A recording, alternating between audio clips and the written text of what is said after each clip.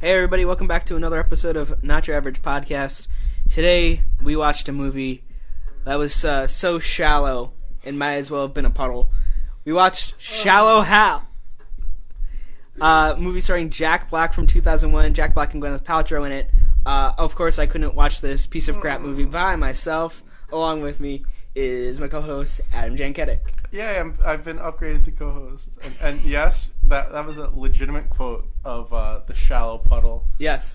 You're so shallow, you might as well be a puddle. Oh, man. We're suffering right now. We just watched it.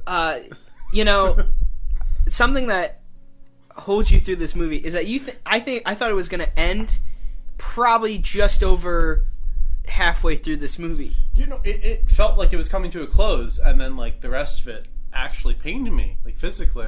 Yeah, I think we stopped it at a certain point just to see where we were at, and the groan, I think we literally groaned at the same time at the fact that we had another hour left in this movie. It wasn't we're nearing the end, maybe a little bit of credit. It was woof, we didn't even scratch the surface. No, no. There was a whole uncomfortable mass of 35 minutes that we were missing. That last 30 minutes, I got up and paced. I paced because it just made me feel uncomfortable. Oh my god. Okay, so let's start with the opening. Yeah, please. So it's George Costanza and Jack Black, the dynamic duo. Okay, their hair was so off in this movie. It changed about 4 times. You can almost see, I think, when they shot certain scenes. Because, Jack Black's hair was, long, and it was, down, certain way. And then all of a sudden, it, went to a point, and then it was cut back. I don't know if it was, he was, balding, but he had it, upwards kind of and slicked back. And sometimes he, shagged it down to, hide, the mini horseshoe going on. It was so weird. And same with Jason Alexander, who they made a plot point out of in the last 15 minutes of the movie. I couldn't tell because in the beginning of the movie when they're dancing with the giraffe chicks, as they put it. As they put it. I mean, you pointed that out. They were dancing with girls that were maybe a full half body taller than them. I don't know why. It could have been them actually cracking at their jokes, because Jack Black is 5'6" maybe. He's a short guy. These girls, I'm dead serious. They're at their chests. They were models that were probably rejected to be models as extras in this movie. Yeah, no vocal lines. They were just there. They just made a face. Yeah. I think one of them actually had a line. One was "Get lost, loser" or something like that. Yeah, along those lines. But, still. My whole thing about this is that whole scene, they end it with, man, we're just going for girls out of our league.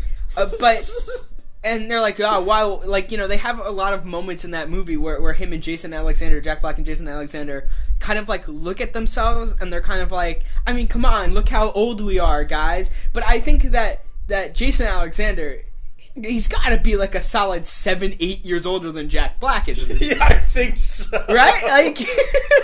Well, it's the first scene when they're at the club. His hair looked like it was drawn on with Sharpie. It was so weird. I have a funny story about that. I listened to a radio show out of Florida, out of Miami.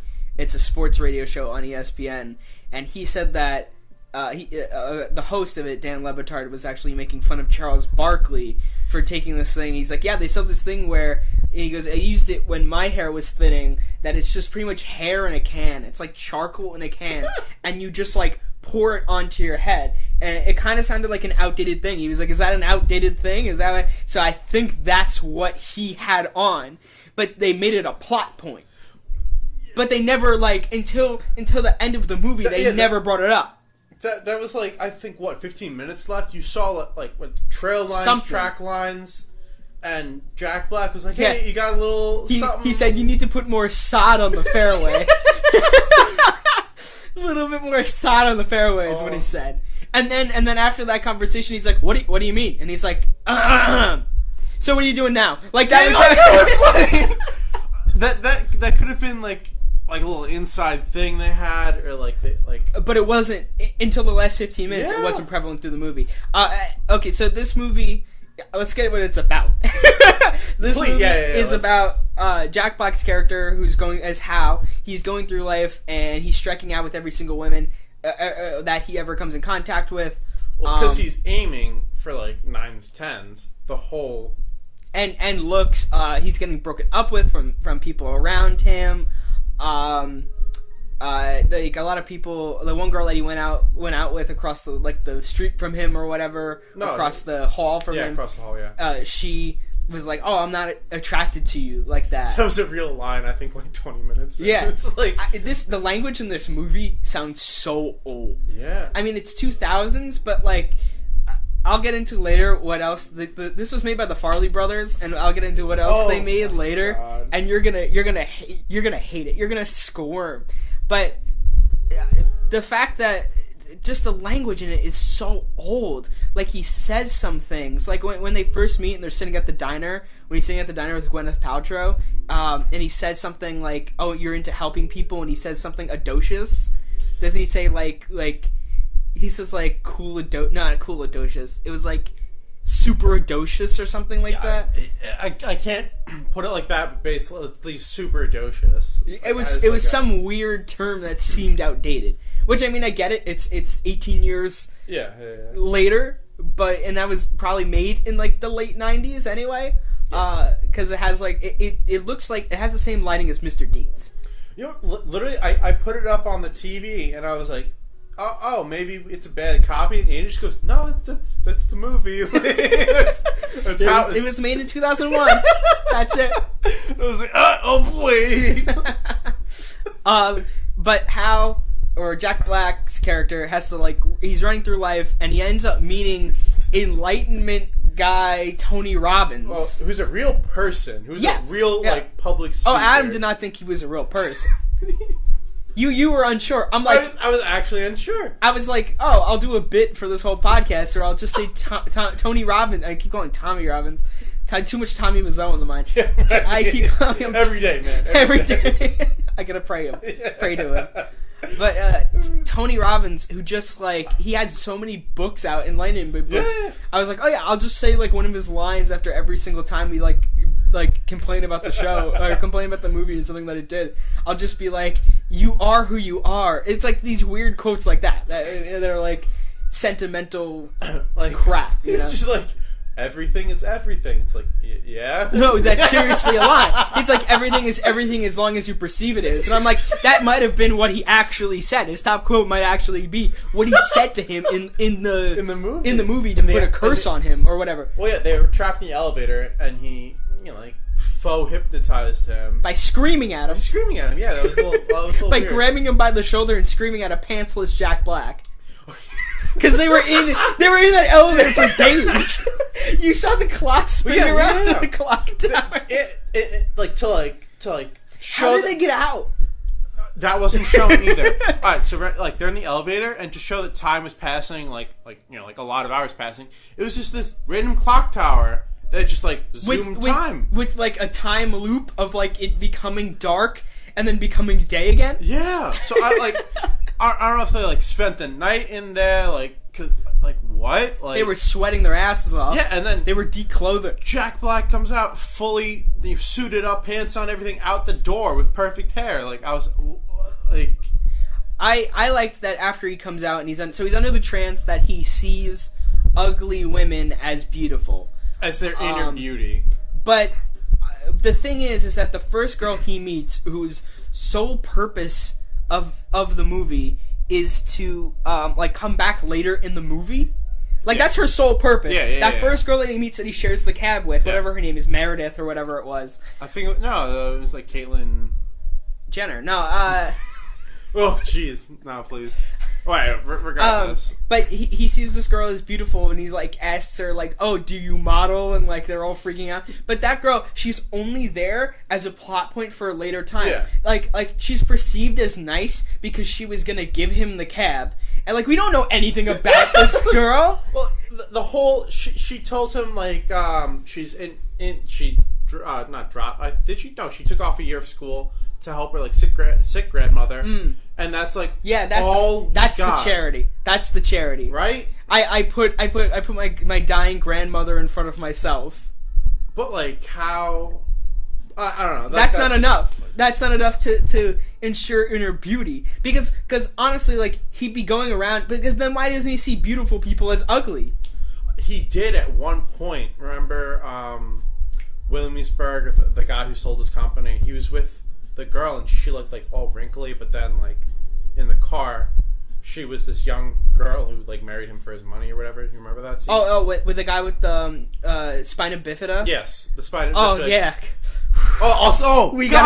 We skipped over that. We gotta get into that. Oh my god. So like how they show Hal's lack of shallowness by him befriending like different people with disabilities. Like this movie was littered with people with disabilities. Yeah. Like all throughout, there was people in a burn unit. That Gwyneth Paltrow's character that I can't remember the name of, even though I just watched the movie. I can't remember. Right? Like, I can't remember her name. She was, like, helping out all these patients in a burn unit, and that was the big reveal at the end, towards the end of the movie, when he gets his vision back.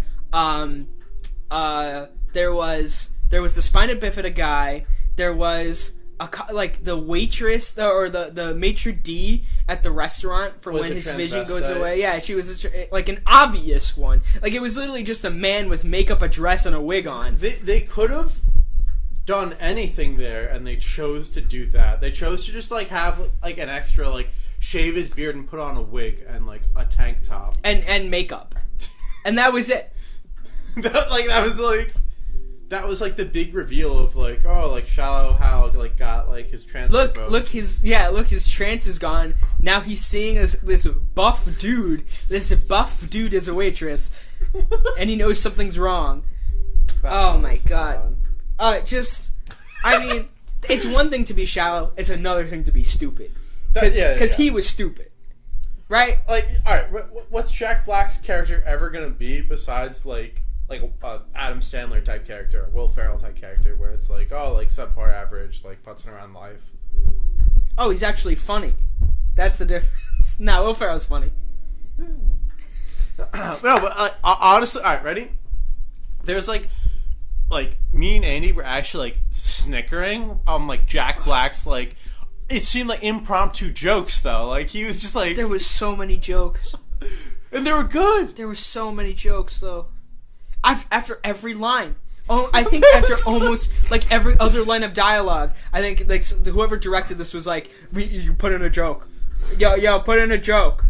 Yo, we're done with that fat joke that you just did. Put in another joke. I actually felt so bad. They just kept referring to, like, all these women as, like, animals and hippos and giraffes. I was like, oh, like, that rhinoceros. Is she behind the rhinoceros Dude, when George Costanza finally meets her? Jason Alexander finally meets her? What's her name? But no, like, they just kept like, I was like, oh my god, like, really? Like, that's all they can do? I'm gonna go to my notes now. Yeah, please. We forgot to talk about the opening scene, which is his father dying. Oh my god, no, this is actually amazing. I put up this movie and I was like, oh, I've seen this movie a couple times, like, I can, like, like, whatever, like, I went downstairs and did something, and he was like, no, like, what is this? Please go into extreme detail. So, of what the opening. The movie opens with a young Hal sitting in a hospital, and he's sitting in the waiting room, and his mother's arguing with a doctor to let him see his dying father, who's a reverend. Who's a reverend, by the way. So now they go in. So I guess the setup for that joke is that, oh, he's a reverend. He's not going to say anything dirty. Yeah, right. He's going to be like, clean-cut stay guy. holy, my son, never married. And then they set him up as kooky because he's on the morphine, and as they set him up as kooky, like, he's saying like weird things, and the nurses are like, oh, well, that's the morphine talking. So then, like, the kid comes in, and he's talking to his father. Yeah, nurses just leave. He's talking with his dying breaths to his son, and he says, never ever settle for average. And he goes, I married your mom for love. Never do that. And then he dies. No, there's way more. He's talking about, like, find a girl with a nice ass and rack to match. Like, the reverend. Tats. Nice tats to match. and then he flatlines, and then he dies, and he's like, "I will make you proud, father." Whispers it. No, all right. The quietest flatline ever. Yeah, that's true. Too. And then Hal just walks out the door. I think single tear, like running down, like, and then bam, he like 25 years later, some shit. And then it gets brought up that he's like, oh yeah, I don't remember anything from that time, like yes, in the elevator. Yeah, in the elevator with Tony Robbins. Yep. He's like, oh yeah, I don't remember anything from that time. Mom said I was like traumatized, but I don't know. My dad was a good dad. And he's like, I'm so sorry you lost your father. Let's get you some pussy.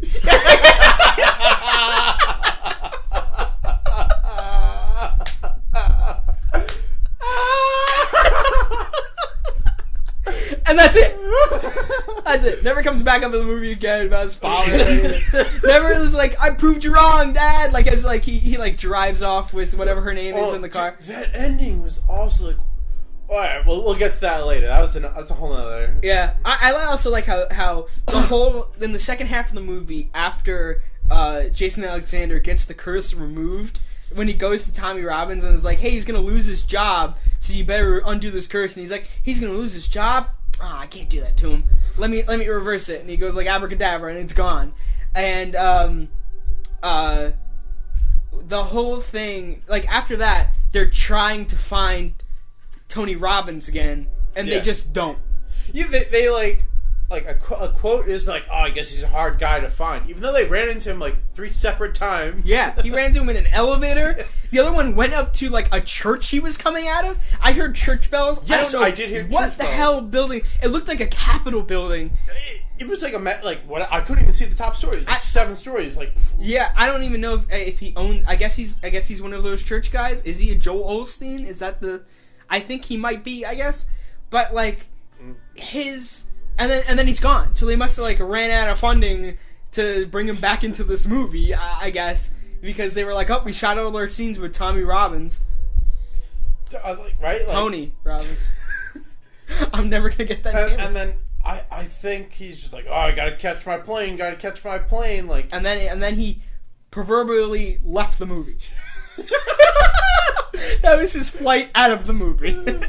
One-way ticket out of the movie. All right, this movie, I wouldn't say this movie is like terrible, awful, unwatchable.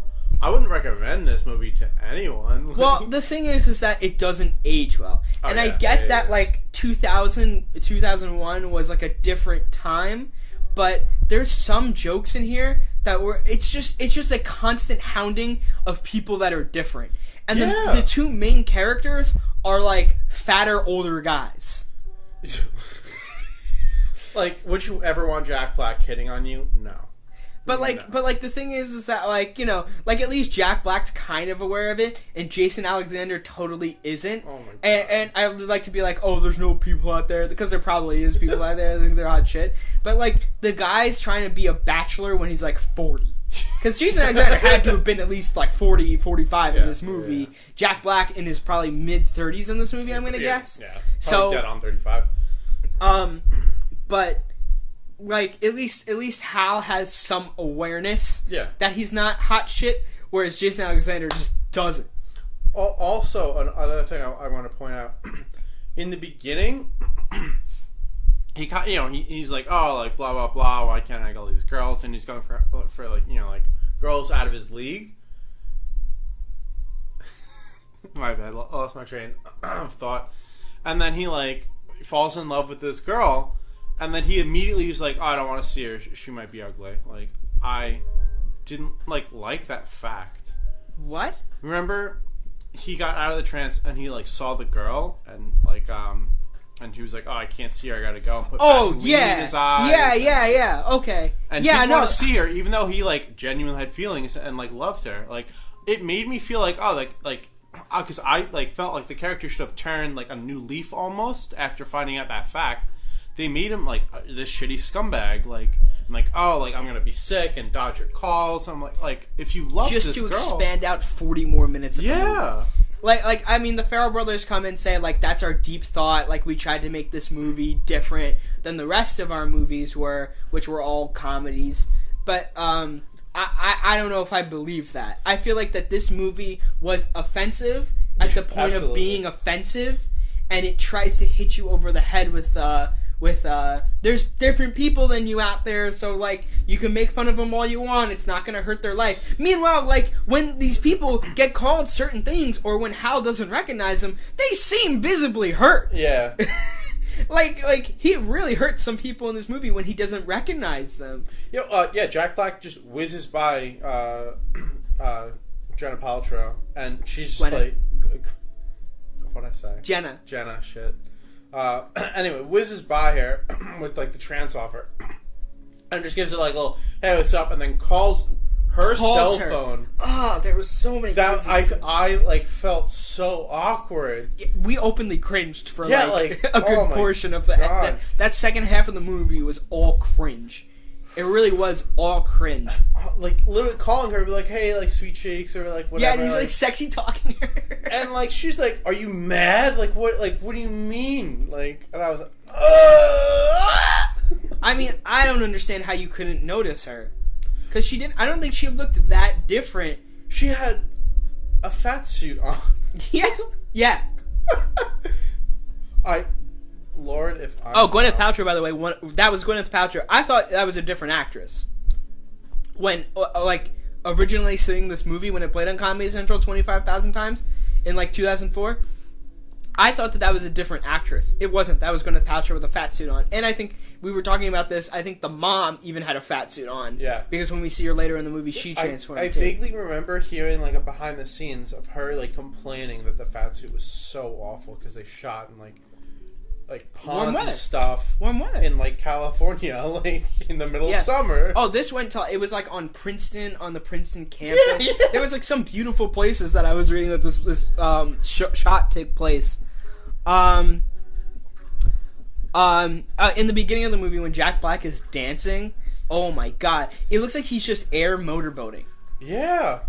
He's just literally just going and Jason Alexander is the one with the hot moves, so I was like, whoa on that. Yeah, I was I made a thought in my head. I was just like, is this what the teacher of the School of Rock did before he became the teacher? Because in chronological of Jack Black movies, next would be 2 years would be School of Rock. I love the thought of that. We're all just in a... What is it? We're all in a... What does Jim Morrison say? The lead singer of The Doors? Yeah, of course, Jim Morrison. He said we're all in, the spectrum or something like we're that. All in the same spectrum? I don't know. I gotta figure out what he said. We're all in the cosmic movie. That's what he said. Still. Imagining that's the actual, chronological order of this guy's life is hilarious. And also in that bar scene, that opening bar scene, they also we're still continually they also sipped their beers. They sipped their beers. I was getting so edgy about that. I was like, oh my god, just drink it. What are you doing? I think we've gone back to the beginning scene. There's so much in this movie. Times that we've There's so much in this movie. Oh my god, the chair breaking scenes. Both times they're eating. This movie has a tendency of saying, well, it can't get any worse, and then it does. There's just an undercurrent of, wow, the shit's gonna hit the fan soon, and it's gonna be not good. And, so she's, Gwyneth Paltrow's character, who Hal is seeing is completely skinny, is sitting and, in a diner with, a metal chair underneath her, and then it just gives way. Just...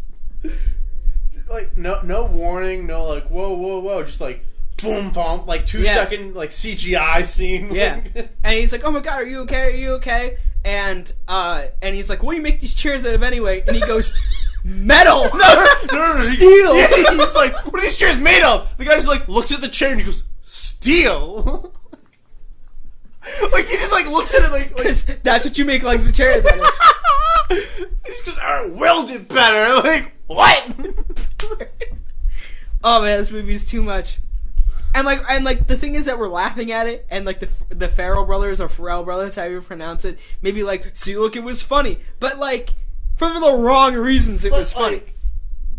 Oh my god! And she's like trying to like play it off like, oh, it happens all the time. It's not gonna be the last time. I feel so bad. And then it wasn't the last time. It wasn't the last. They brought it back for no reason. And like she broke it in a booth in a fancy restaurant. She broke a booth by herself. Like a sturdy wood booth, like literally like came into pieces. Like, it fell backwards. That shit's connected to the wall. Yeah. And she broke it. And he's like, what's going on here? Yeah. Like, the amount that he doesn't notice, that he doesn't look around himself and be like, look at all these beautiful people looking at me. All of a sudden, like, I've gone through my entire, like, 35-year-old life of trying to get these girls that are way hotter than me. And I haven't got them. Now all of a sudden I'm surrounded by hot girls. I guess because of Tony Robbins. Wait, I think the whole thing he thought it was like, oh, my confidence is boosted. Like that's what his whole thing was. Yeah, he's dumb. It's really dumb. I like the long pause. It's really dumb. Oh yeah. I don't know, because like I don't know, that dude does not pick up on social cues well. Definitely does not pick up on social cues well. Because he's, like, looking around being like, oh, you're not fat. And then, like, you see her getting uncomfortable with the conversation where she's like, no, I actually have a weight problem. Another, like, scene that just, like, made me so uncomfortable. His first time meeting the parents, he tells Gwyneth Paltrow's mom, like, oh, I see where your daughter gets her figure. Like, exactly. And, like, when you see later on when he's out of, like, the trance or whatever, like she's, when he's like, making out with the maid. Why? Thinking it was her. That was. And then the mom leads her into the backyard to reunite with his daughter. All right. Like, what? I'm talking about the ending now. Literally, like, they make up in front of her going away party, and I think they just like hold hands or kiss. Everyone at the party's cheering them on for a couple like getting over a fight. And then he's gonna go with her on her Peace Corps retreat. Her Peace Corps trip. And so many stereotypes in this movie.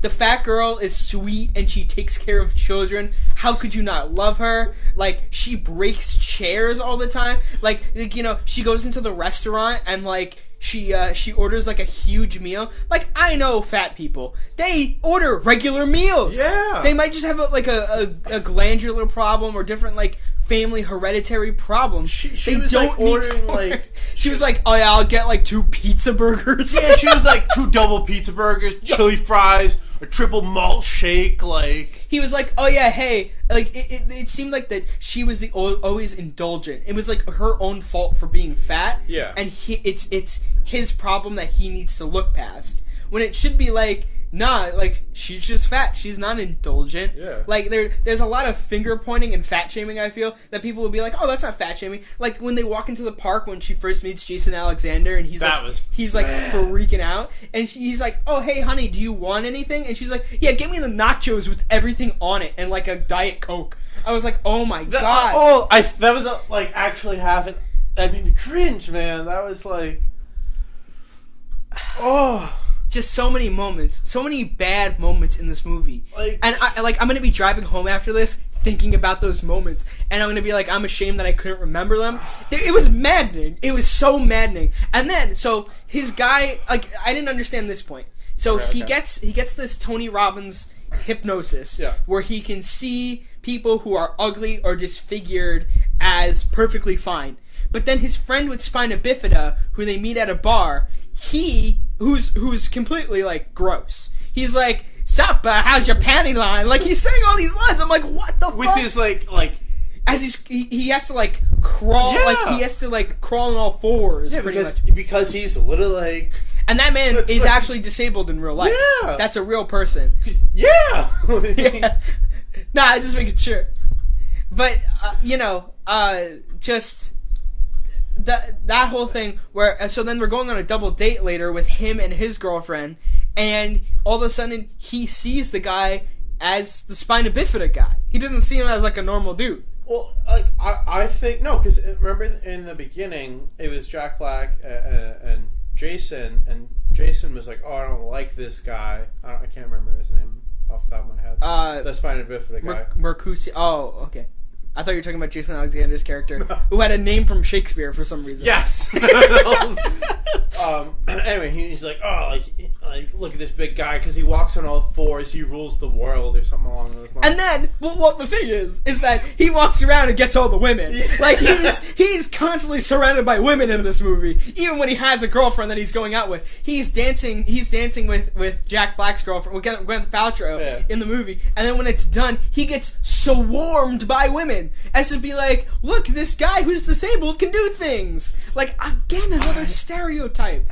Like, he's just a regular dude. And then she even says, the girlfriend says in the car when they stop and he puts on gloves to go into the men's bathroom, because he's like, have you ever seen a men's bathroom? And she's like, yeah, it is pretty jarring to see him. And I rejected him like 8 times, but he grows on you. I was like, oh my god. And then the girl he was with literally just went like, oh, he just sold his company and he has so much free time now. And I was like, oh. Take me on vacations. Like, oh my god. So many, like, little things just added up in this movie. Yeah. A lot of the, like, the second half, when you saw, like he went up to the desk at the hospital to find out where, he's like, do you know where whatever her name is? Where Gwyneth Paltrow is, and like she might be. I forgot her name. I'm so sorry. I should have wrote down a character list. Now I feel bad. Whatever. Like he was like, oh, do you know where she is? And he's like, oh, she's probably in pediatrics. And then the nurse at reception next to him was like, was a little person. Like, she was like a midget, and she's like, yeah, she's probably there. And had like, and I was like, why do you need to throw that actor in there? I mean, great, they got work, they got paid for this movie, for the hundreds of times that it played on Comedy Central. They did, yeah. But employed. But that's not the point. My point is, for a moral factor, you're putting that person, like, they're doing it for a joke. They're doing it to be like, look how shallow he was. He didn't even notice the nurse was half disabled. Like there was no point in that. There was Rosemary was her name. Point in that. Rosemary. And Mercutio. And that's how we pronounced it. Walt is the guy with Walt. Yeah, the guy with spina bifida. Spina bifida. Yeah. Oh man. Do you want to guess what the budget was for this movie? Is it like $500,000? What? $500,000. You're going for $500,000 was the budget of this movie? Yeah. The budget, not what it earned. How much it took to make this movie? $2.2 million. $40 million. Took $40 million. Do you want to guess what it made on opening weekend? $5 million. $22.5 million. And it placed number 2 behind Monsters, Inc. opening weekend. What? No, like, I distinctly remember watching the movie, and I was like, why do they go to the same... They go to the same park? Literally, like... Yeah. It's like... The same background Hal's office, the same cityscape scene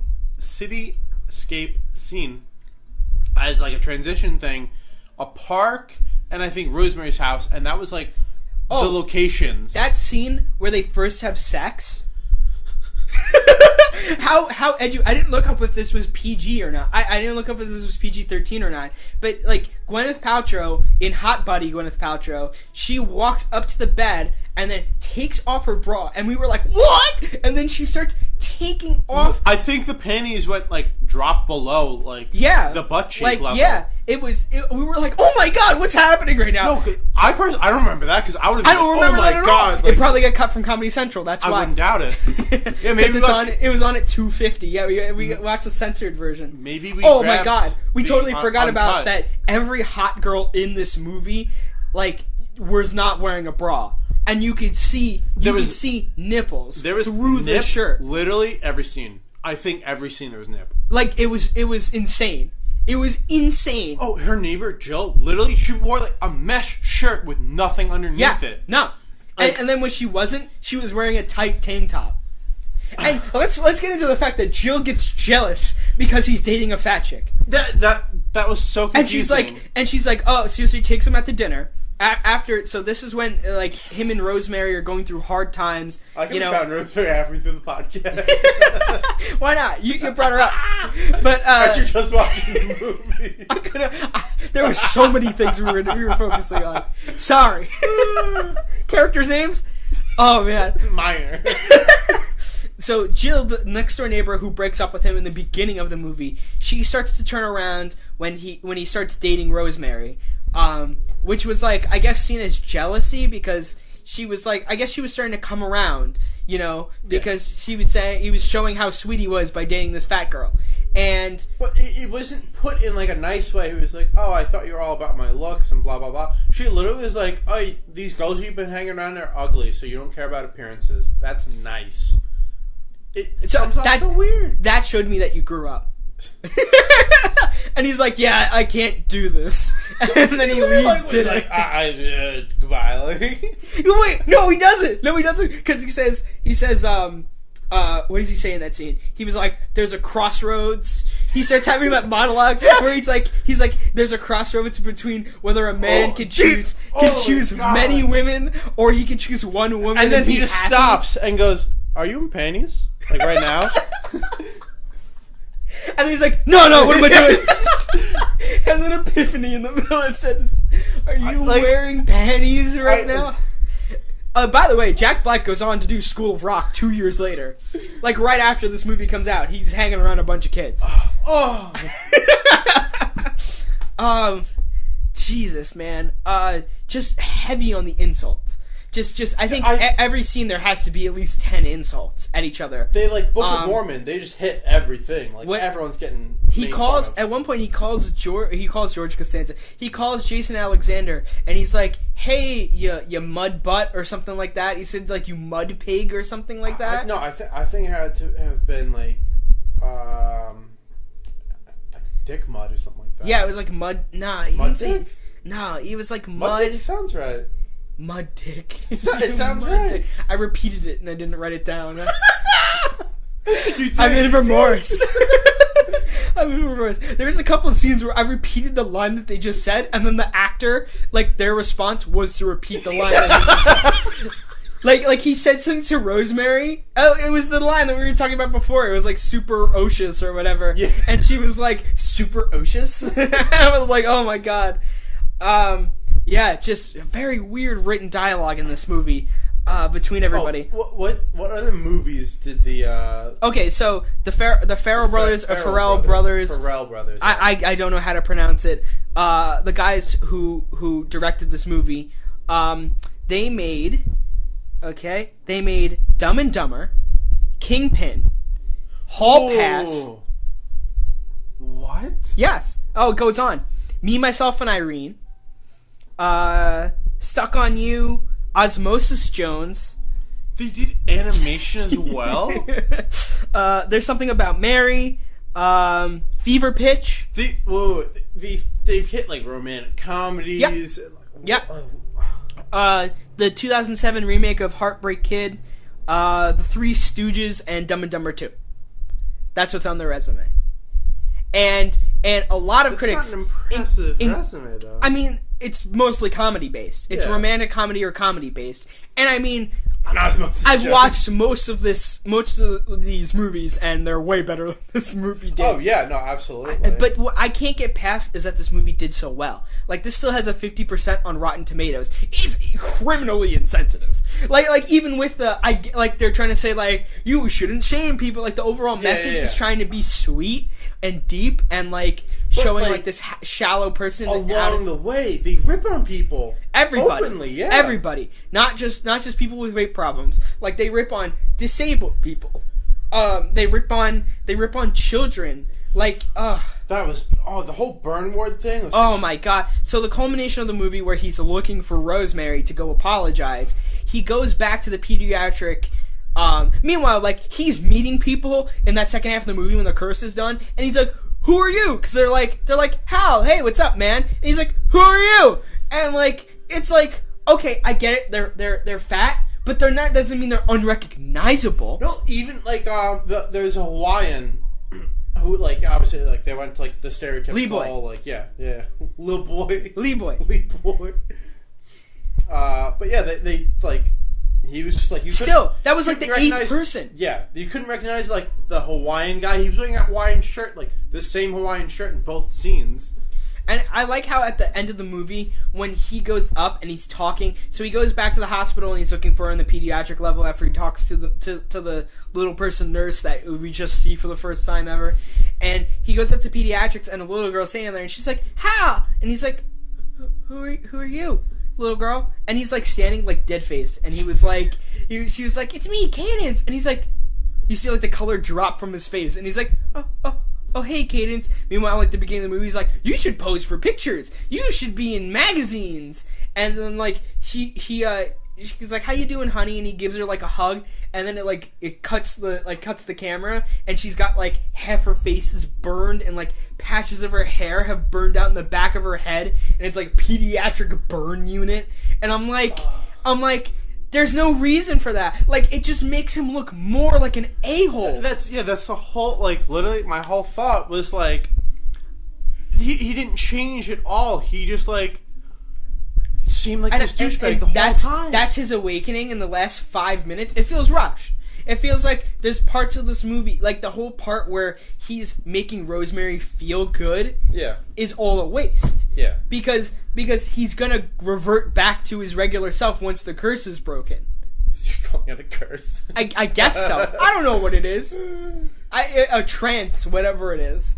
Like, it's not even clear. Like, they didn't, like, the guy, like, just kind of, like, slapped his shoulder and said, like, "Revoke demons" or something. It wasn't, like, clear, like, what was actually done. I didn't see the part where Jason Alexander on, what do you call it, Tim? I didn't see the part where he breaks the trance. Oh, what do you call it? He just says, like, "Shallow Hal has a gal" or something like that. And then, like, that's, like, that verbal command, like, snapped him out of it. Yeah. I don't understand either of why you had to make the person so abnormally overweight. You know what I mean? Yeah. Like the point of that he would like go out with a person of trying to teach him a lesson of he would go out with a person that was so abnormally overweight that he would never even go near her. And then the fact that everybody's just going, "Oh, you're just dating her." Everybody. I hated that. I did not like that one bit. Everyone's like, "Oh, Shallow Hal is dating this girl to get higher up in the company."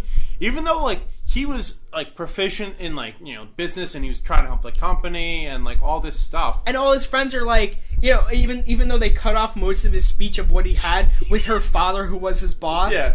Or it was his boss's boss. Yeah. Like her father. So she comes from a rich family, yeah. and I guess he was like the CEO, and he was supposed to get promoted early in the movie, and when he doesn't, Kyle Gass, his future co-star, who's one of his best friends and some random chick, they come up and they're like, "Oh man, I'm so sorry that you didn't get that job, man." And he's like, "Yeah, it's whatever." And they're like, "No, like you really should have gotten that job. You're really great." And he's like, "Yeah, it's whatever." Like, he takes that so well. And then he's like a douchebag everywhere else. Like, just doesn't make any sense. Like I would feel like you would just go ahead and make that dude conceited and been like, "I should have got that job." Like, why is he so like, when it comes to himself, he's very, I wouldn't say atypical, but he's very, like, condescending towards himself. Yeah. But then that's it.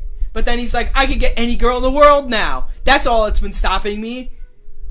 Just so many flaws with again, like, I would have liked the movie if the second he was out of the trance, he went back to Rosemary and, like, kind of, like, got used to, like, seeing her, like, in, like a normal perspective, I guess, or, like, whatever, out of right. the hypnosis. I kind of even get the small part of running scared, but, like, at, like, that Vaseline, so he puts Vaseline on his eyes, and he sees her very robust, and he's like, "All right, see you later, honey," and then closes the door and then doesn't talk to her. I thought he didn't talk to her for weeks. Like, didn't it say, like, 5 days later? And then he's like, "You didn't call me yesterday." I was like, "What?" And then, like, the father comes in and was like, "You left Rosemary at the hotel." Oh my god! All right, ready?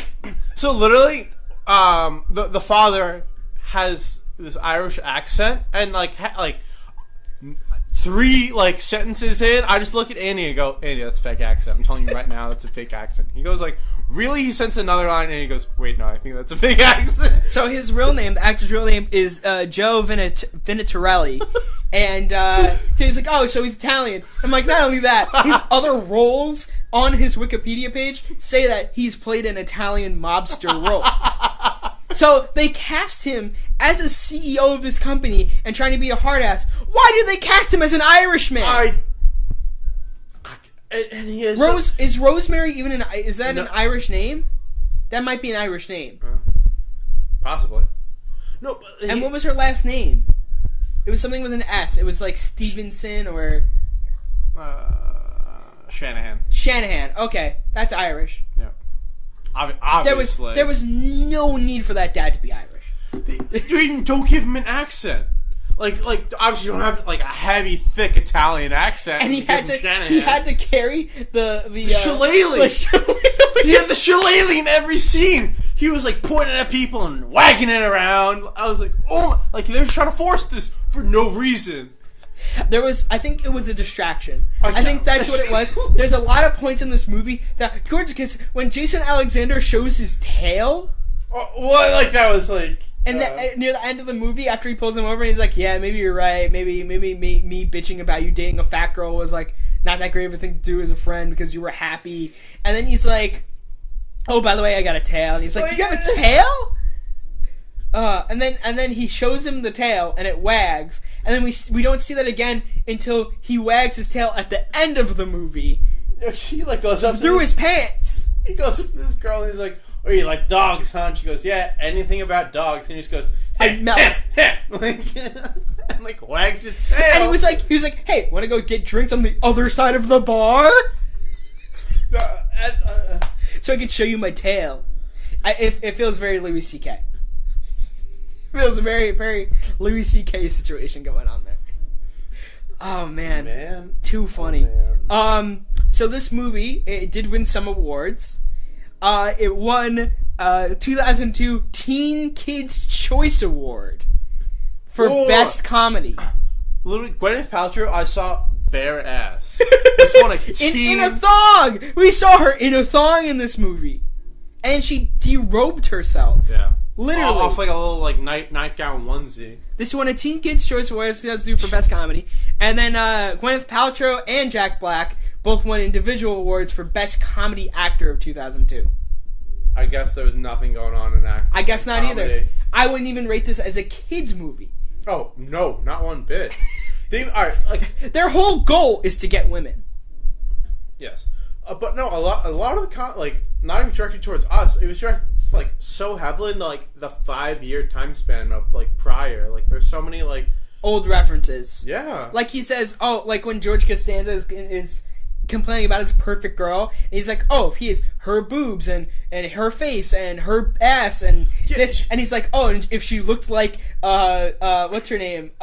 She was like, oh, if she had the body of Britney Spears and all this, and I Britney Spears was around at that time. Yes. So at least that was 19-year-old Britney Spears. He was it was referring someone to. Piper, not Gwyneth Piper. What was her name? 80s actress.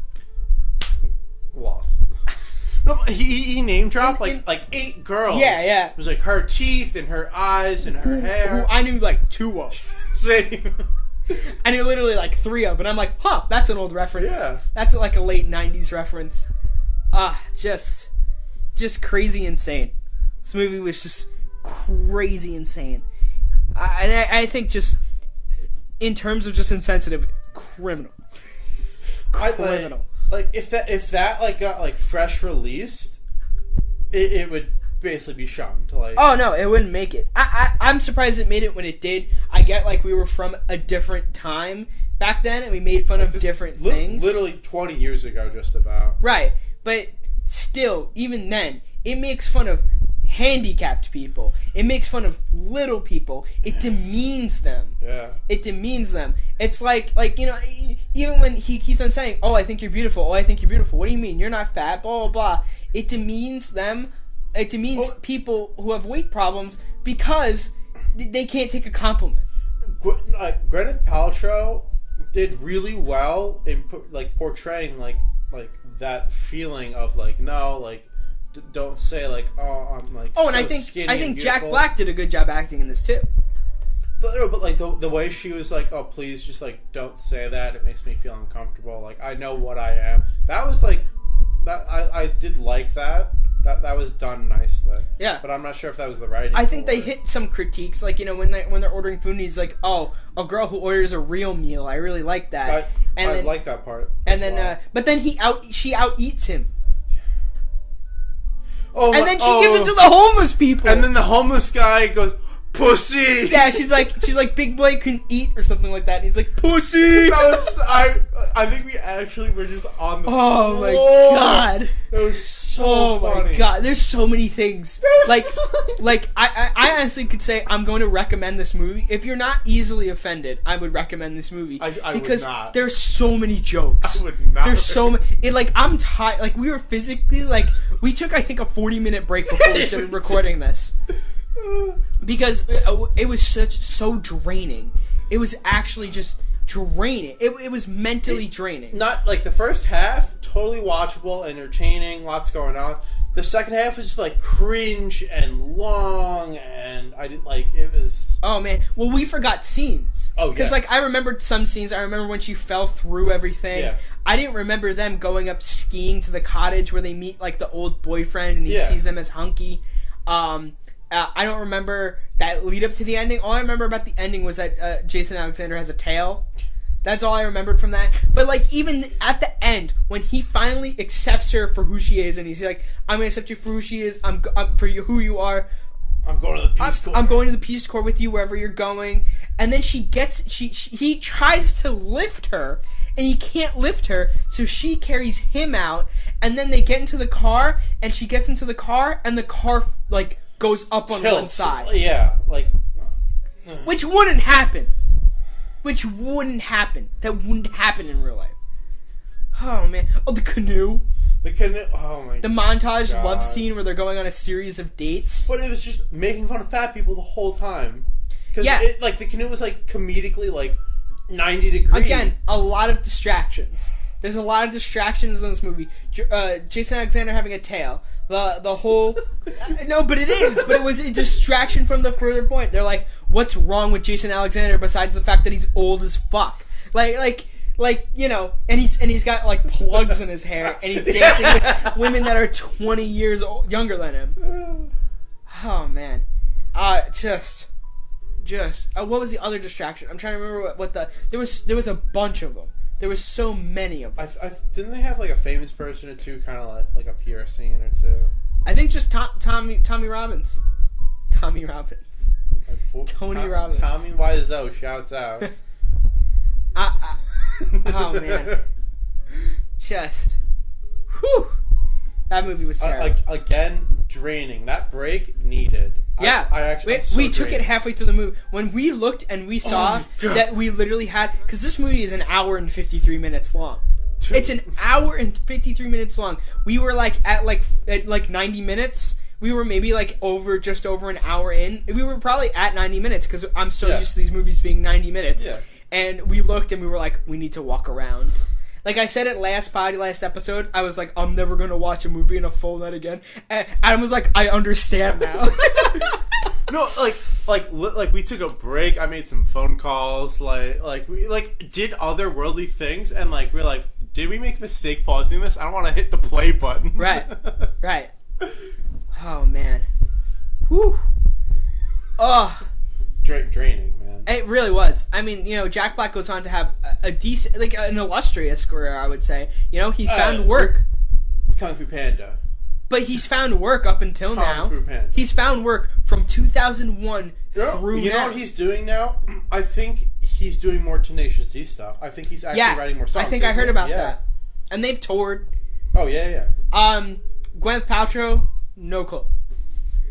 Well, let me show you. I think she's had kids, right? That's what she's been doing. Let me show you a little. What is it going to be a Looper video about why Hollywood doesn't look at her now? That's recent. Okay, I mean she still looks decent. But look, Jack Black looks like an old Western villain. Oh man, I saw that movie with him where he dates the old people. fully gone. Yeah, it's fully gone. See, just Jason Alexander, man. Oh my god. Dude, I can't. Tony Robbins is Tony Robbins. Yeah. He's like at a certain point in the movie, I was like, this is a total ad for him. Like they were literally like they pushed the limits on like just having this guy around. Yeah. Like all of a sudden, like he was like, "Oh, you should go buy my book," and George Costanza's like, "Yeah, I should really check that out." But that's not why I'm here, you know. And like he's coming out of his church, which I guess is his homage, and like Mason Temple and stuff like that. I don't know. Just crazy movie. So you already said you wouldn't recommend it. Like honestly, like, do you have any ideas for what we should watch next week? I thought I kind of do. We've been talking about School of Rock a lot, and honestly, I need to watch a good movie. So for the good movie, we'll do School of Rock. Yeah, and let's see if we can get your cousin or whoever wants. Next week, though, after this episode comes out, I think the first side episode is me and someone else doing Rebecca, and then I think we just did Midnight in the Garden of Good and Evil. So I think the third side episode will be School of Rock. Sounds good. Bad movie wise, something for us to watch next week. I was thinking of going lower because we were at 30%, right? I did a 30% movie last week. Yeah. This was 50%. Now let's go lower. I think we should start tackling a Paris Hilton movie. Yeah, you've been hinting at that. All right. Well, wait. Is that the one? The sex tape. Oh, no. Ready? The Olsen twins in that, like, farm movie. You know what I'm talking about? You know what I'm talking about? I'll have to look that. Yeah. I can't remember the name. I remember looking up the Olsen. I think it's called, like, Annabelle or something like that. Oh, Jesus. Oh, I bet you they had like 10 movies that went direct to DVD. I'm not joking. I'm not joking. Look up their filmography. They literally had 10 movies that went straight to DVD. Dude, like, the twins went from being like, oh my god, the Olsen twins, and like doing all this stuff. So like, literally, I remember like 5 years ago, one of them was just like doing crack on like Snapchat, like casually. And then they're like, oh, we have a new clothing line, and it's like our little sister's more famous than we are. Yeah. Elizabeth Olsen's doing great. Yeah, and she's a fantastic actress. I wish the other two had followed in her footsteps, or at least because I don't doubt that they're good actresses. I don't doubt that at all. I feel like everyone can be a good actor. Obviously, like some people have like real emotions, can cry and cue and blah and blah blah. But like, if you're already up there, like why not stay up there? Right. Okay. So we're going to discuss that contentious point of what movie we will watch next week. Yeah. If you're not easily offended, watch this movie. So many jokes though. First half. Knock full of like jokes. Like it's the point that we can't turn it off. Like if this comes on Comedy Central and you're like, oh, I'll laugh a little bit because it's also like censored because there's so much boobage in this. Yeah. And like then I like, you're not going to be like whatever. You're going to be like, oh, this is actually kind of funny and kind of good movie. Roger Ebert called this movie. He said it was surprisingly. What do you call it? It was surprisingly deep. It was surprisingly deep and emotion and full of emotion. All right, ready? We had from Monster Truck to this movie, we had way more to talk about. It was more in depth. There was more to talk about. There's more plot line. The problem is the two lead actors in it are doing a good job. Gwyneth Paltrow and Jack Black are doing like. I think that they did a great job in portraying the people that they were trying to portray. Yeah. I think where it goes wrong is the writing and the jokes. That's where I think it goes wrong for me. Of letting off that many insensitive jokes about people. Yeah. Oh. And like even to the point where the guy Walt, who's this great guy who helps out at the hospital all the time and does all this stuff, but he just has spina bifida, and like Jason Alexander's like, I don't like him because he's getting all this attention. Just, oh man, I can't say enough about this movie. Oh god. Well, that was fun. Fun 2 hours. Very strenuous. First half of the movie, go watch it. I think if you happen to have whatever Cablevision, whatever on Comedy Central, if it comes up, Who knows? Watch the first half. Just like the second you start to cringe, just turn off. It's crazy though. Doesn't get better. It's literally a 50% in Rotten Tomatoes. Crazy to me. They only saw the first half. Yeah, they stopped watching after 90 minutes. They saw the cut version. Where I wonder if the cut version has a lot of jokes cut out of it. I don't know if we watched like the we had to have, right? We had to have watched a cut like a TV safe version of it. We had to have. I guess. So, well, I think that's going to be it for us. Yeah. Adam, anything on the social medias that you want to be followed on? Nope, it's alright. But thank you, Andy Doherty, for having me on the podcast once again. You're welcome. I'm not even sure if I said my own name at the beginning of this podcast. That's how disheveled I was. No, again, like I'm exhausted. It's 10 o'clock. We just watched a 2-hour movie. I want to go play Fortnite. No, so this is going to be probably coming up in our 3rd week, so probably about 3 weeks from now, this will probably be up. You can follow me at Andy Doherty on all the social medias, Instagram, Facebook, Twitter. What am I missing? A main one by now, or like set like a Facebook. Your Facebook, just change it into like Andy Doherty, like. Oh, as like a media personnel person. Yeah, you really we should. also have a Facebook thing for Not Your Average Podcast, which this is. We also have a Twitter page for it and a YouTube page, which this will all go up on. I'll also promote it on all my own stuff. YouTube, I think you can get the most out of YouTube, I think. Plus monetization and all that. Yeah, hopefully. Hopefully. Well, a lot of podcasts are bootlegged on YouTube. If you look up a lot of podcasts at least that I listen to, a lot of them are bootlegged, which I sometimes do to show other people instead of putting it on a speaker. Which I feel like, at least if you have a visual of a non-moving screen, it's still more than listening to it, I guess. Yeah, we also, once we get the YouTube thing going and things are on track, we should actually do like it's gonna live be funny. action. Now we're like 3 weeks away from that, like when we were doing it. Eventually a video camera has to move in here and see like our reactions to things and stuff like that. And we can do like different shots of like, it doesn't have to be like, oh, it's your house, my house. And also start editing and scenes from the movies and stuff like that. I think I people that have green screens, you don't have to. I mean, they're probably cheap. Yeah, sure. I was like, every streamer in the world has them. Exactly. They're probably like $40, maybe. Yeah, maybe. Yeah. Anyways, that's it for us. Thank you for listening, and tune in next week.